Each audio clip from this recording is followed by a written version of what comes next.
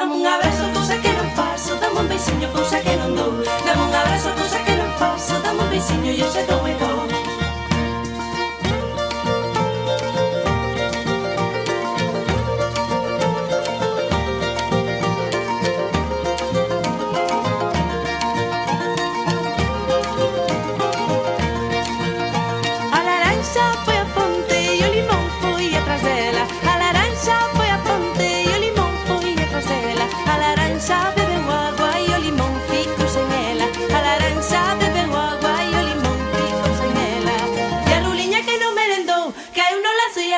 Dame un abrazo, cousa que non faço. Dame un beixiño, cousa que non dou.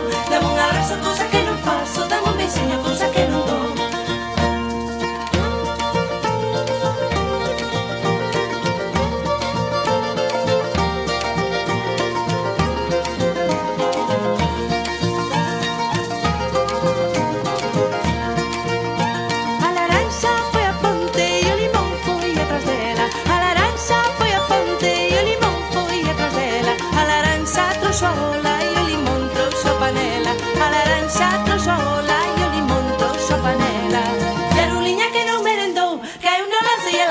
Dame un abrazo, cousa que non faço. Dame un beixiño, cousa que non dou.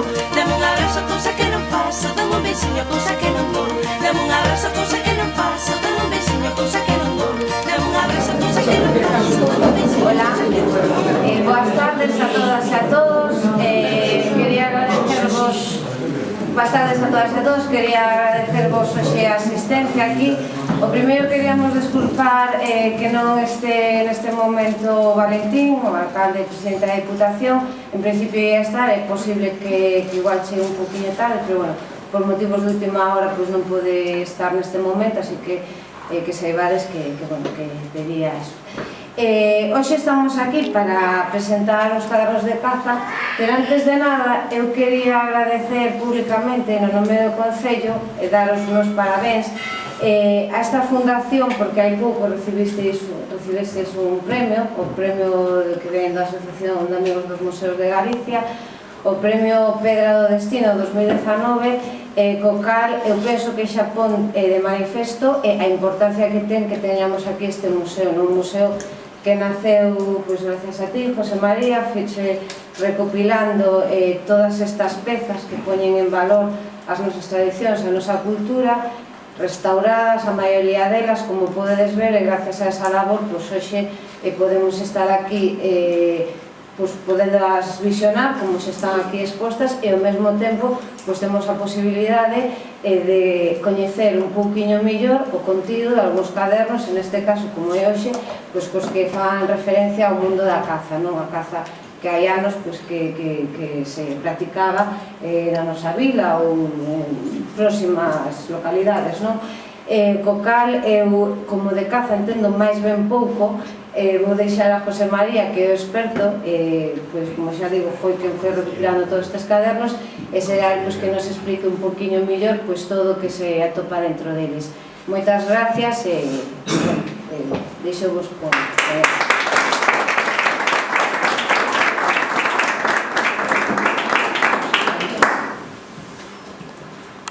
Dona Sonia Soeiro, Consellería de Cultura, moitas grazas por os verbos.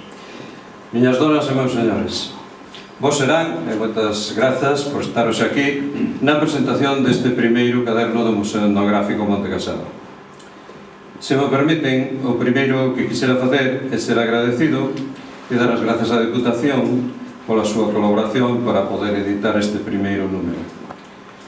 Tamén a dona Laura de Cibreiro polo deseño e maquetación e a Lujo Diseño e Publicidade pola impresión do caderno.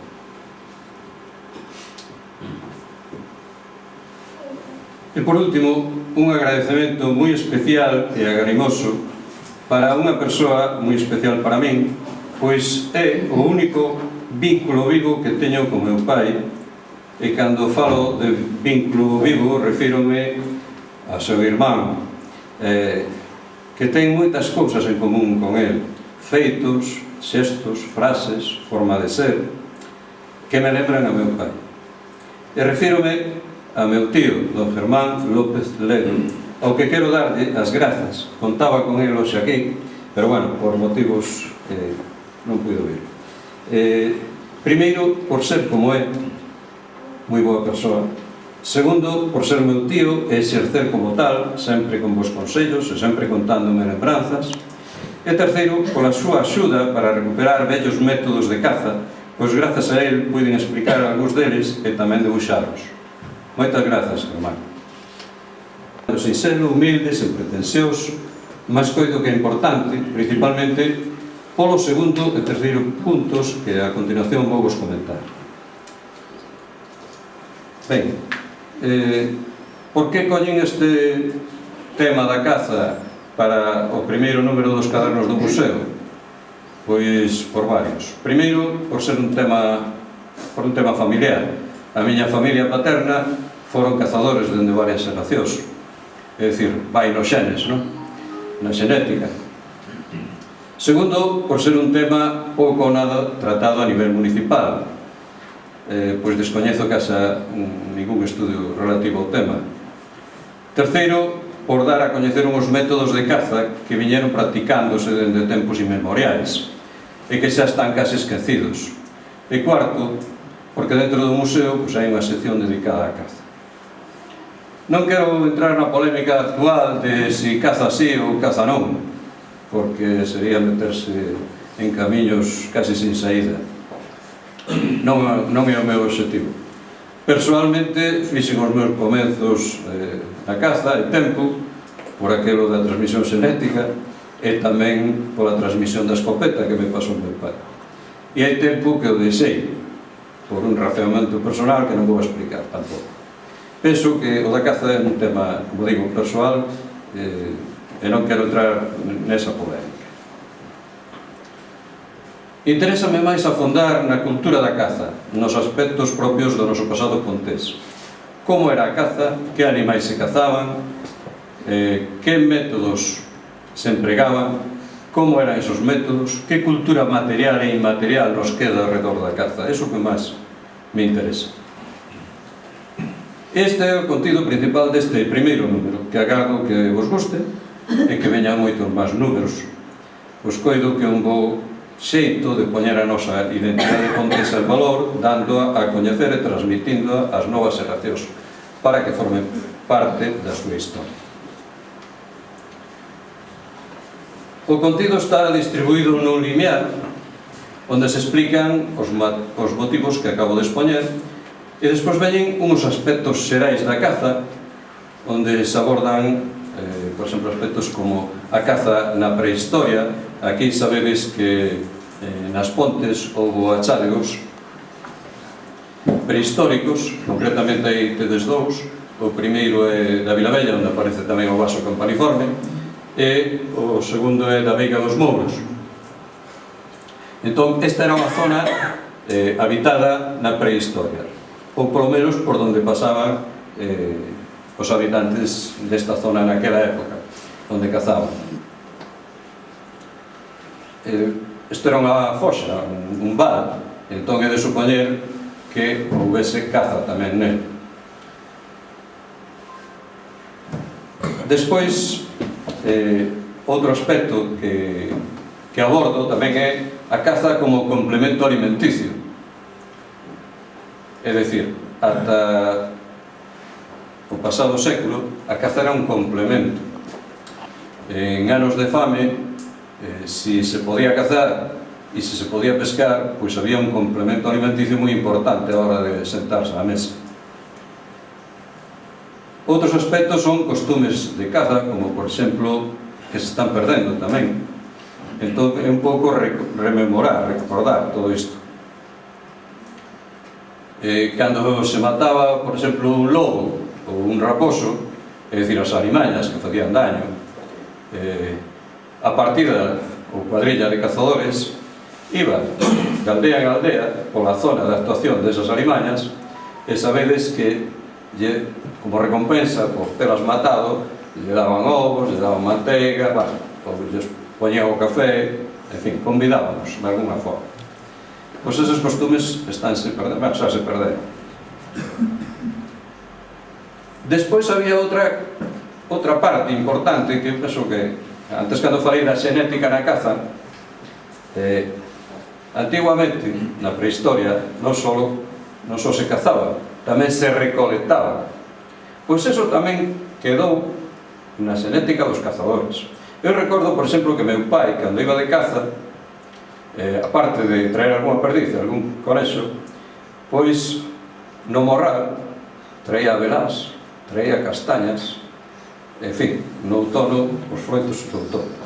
Pois eso era un xeito de recolección que viña desde tempos tamén inmemoriais. Iso estáse perdendo tamén. Outro costume, por exemplo, era de deixar a parexa. É dicir, se había un bando de perdices, sempre non se mataba o bando completo. Tratábase de deixar unha parella, o macho e a femia. E os coellos, pois, igual, as lebres igual. Para que? Para que se reproducisen e no ano seguinte, pois, houvese algo que cazar tamén. Eso tamén se perdeu. Estos son os aspectos que neste apartado de aspectos xerais se trata. Despois, falo da caza maior. Trato temas como, por exemplo, os foxos. Por exemplo, dentro das terras da nosa familia hai un sitio que se chama o Foxo, que subindo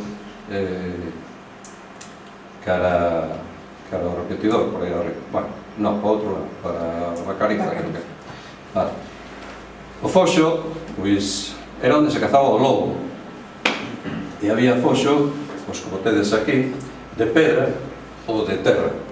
O de pedra facían unha especie de muro, ben de pedra ou ben unha sebe, que se facía tamén, e ata que se acurraba o lobo, pois, nun reconcho, e aí podía haber un furado tamén, e caía aí dentro, como neste. Este era unha trampa, e acurrábase, tratábase de que pasase por aquí, e aí caía. Despois, que a bisarna que teñen no Museo da Capela un exemplar, tedes, verdad? Que sempre me chamou a atención, porque eu aquí nas vin. Pois lanceábase, matábase.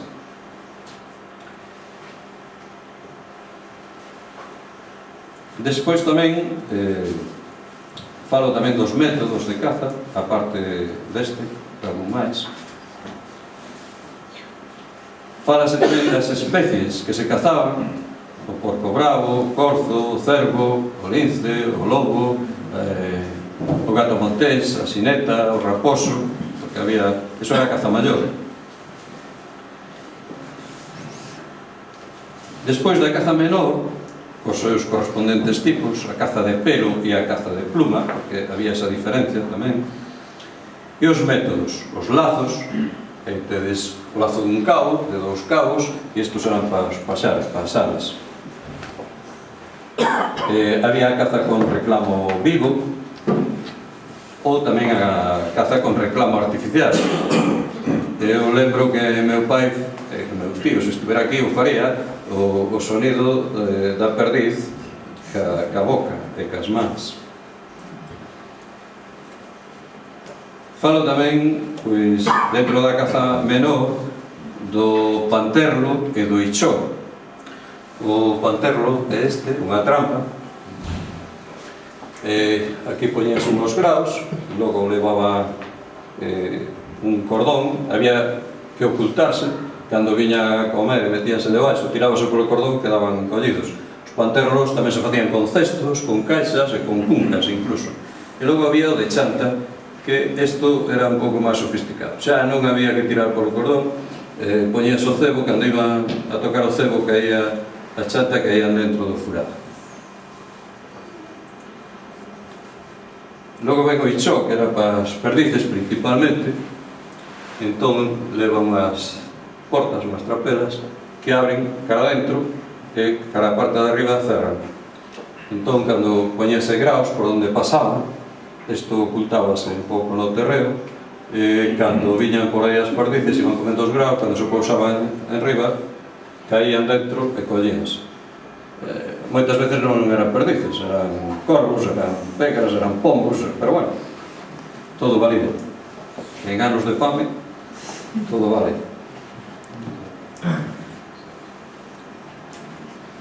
E había todo un proceso. Esa é unha caixa de pólvora. Isto é para recargar os cartuchos. Estos son os pistóns, os fulminantes. O primeiro que se facía era sacarlle o pistón. Cando xa estaba disparado, sacábase o pistón. Poñíase un nodo, pero sin apretalo de todo. Botábase a pólvora. Poñía unhas tapas de cartón. Botábase a munición e outra tapa máis arriba. E despois había que retacalo por arriba. Isto facíase, pois, ben manualmente ou con esta máquina que tedes aquí. Hai dúas aí no museo tamén. E estes son os pistóns. Despois, ao final, apretabas o pistón e xa valía outra vez para disparar. Se estuviera meu tío, podía vos contar unha anécdota dunha vez que me levaron meu pai e máis el de caza, recargaban os cartuchos e meu pai trouxera da guerra uns macarrós, se chamaba el, de pólvora, e cunha escofina limaba e collían a pólvora, verdad? Ben, pois un día de sol, además un día de sol, unha tarde destas de sol como outro día que veu por aí, pois íbamos chegando por a zona da Parral ou por aí era, que tiñamos un can que se chamaba Ney, de perdices, e íbamos por unha pista e no medio do camiño parouse esa rabo teso, cabeza afilada, e dixo meu pai: aí hai algo. E que era? Pois era unha cobra. Cobra, ainda acordo como hoxe, negra e amarela. Estaba así, no medio do camiño. E meu pai, que era un pillabán, como o meu tío, pois díxome, chamaba Antón, dixo: Antón, dispárame. Entonces deu unha escopeta e meteume un cartucho recargado. Claro, cartucho recargado todo o día ao sol, dependendo da pólvora que lle meteran, eso era un explosivo. Disparelle, matei a cobra, pero a escopeta, o cañón saleu por aí, non se me escapou. Que pasou? Que tuveron festa comigo toda a tarde e en tempos sucesivos tema que me sacaban o do cartucho recargado, que se me escapara a escopeta das mans. Caer de cu non caí, pero pouco lle faltou. Ademais, bueno, agora estou un pouco máis gordo, que era máis delgado, pero escapar non se escapou. Anécdotas da caza tamén. Se estuvera Germán aquí, contaría que se riu de mí, da hoxe e da se acorda. Bueno, aí tedes as postas que se utilizaban para a caza maior en vez de perdigóns, e tedes as tapas máis grosas e máis delgadas de cartón.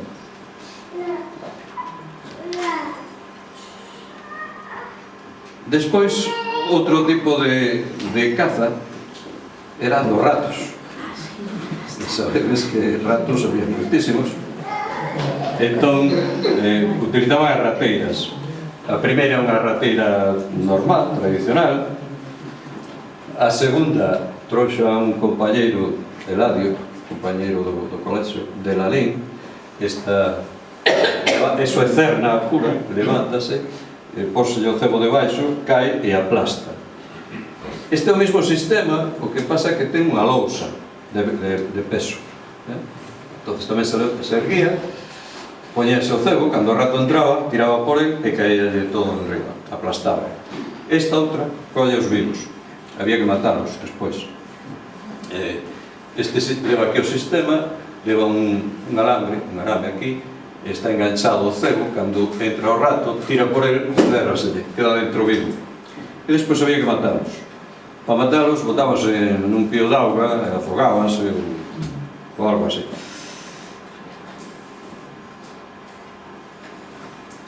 Outra, as teupeiras, as teupas, que son capaces de levantar un prado.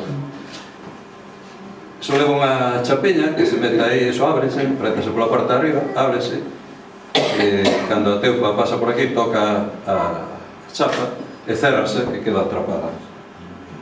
Este é outro aspecto tamén que que vai aí dentro. Ese, que non se perda. En canto aos contos, pois tedes un montón, non, uns cuantos aquí. O labrego, o lobo e o raposo. Este, non sei se o puxen por aquí. Non, creo que non. Recolleno, sí que puxen. Recolleno moitos deles de meu pai, que contábamos.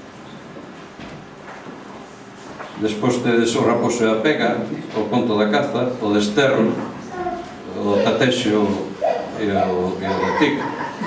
Despois tedes os recitados, o de Pico Pico Mazarico, que nesta zona hai moitísimas versións. Eu recollín algunha da zona de Espiñaredo, creo que é. Outra, esta que vai aquí, é da Forxa, de meu avó, que eu recollín a través de miña irmá, que eu recordaba inteiro. Pico Pico Mazarico, quen che deu tan longo pico? Deu-mo Deus e San Francisco pa picar neste carballo. Piquei e piquei e repiquei, un grande millo topei. Leveino ao muiño, o muiño moer e os ratiños a comer. Collín un polo rabo, levei no mercado. Dérame 100 reais, un carro e unha mula corredoira para correr a Nosa Señora. Hai moitas versións. Eran recitados que as aboas ensinaban aos netos, máis que nada para que aprenderan a falar, principalmente. E, por último, xa non vos aburro moito máis, hai unha galería fotográfica de fotos que hai no arquivo do museo, que ainda están sin inventariar totalmente, e cando se pode inventariarse, farase exposicións. Esta é a miña familia, o que está de pé, o meu avó paterno, José María, aí me ven o nome. Despois, meu tío Manolo, meu tío Germán, meu pai, un irmán de meu avó, que estaba en Cuba, non sei se é Fidel, pode ser? Felipe. E outro tío, Narciso.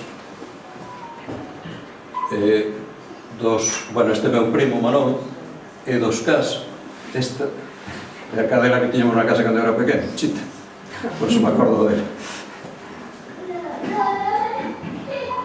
Esta é unha partida de caza do xabarío Porco Bravo, aquí chamábase Porco Bravo, aquí o tedes. Este que tedes aquí de Zocas é meu avó, José María. Iban os gardas civis, tamén un grupo deles acompañaban as partidas de caza.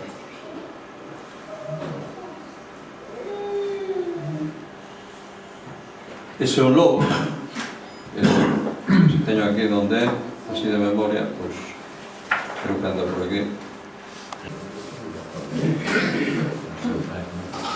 Aí tedes o lobo, suxeito con os paus, pero está morto xa. Se non, calquera o marraba.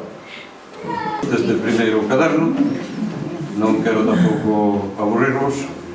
Se queredes preguntar algo, pois podedo facer.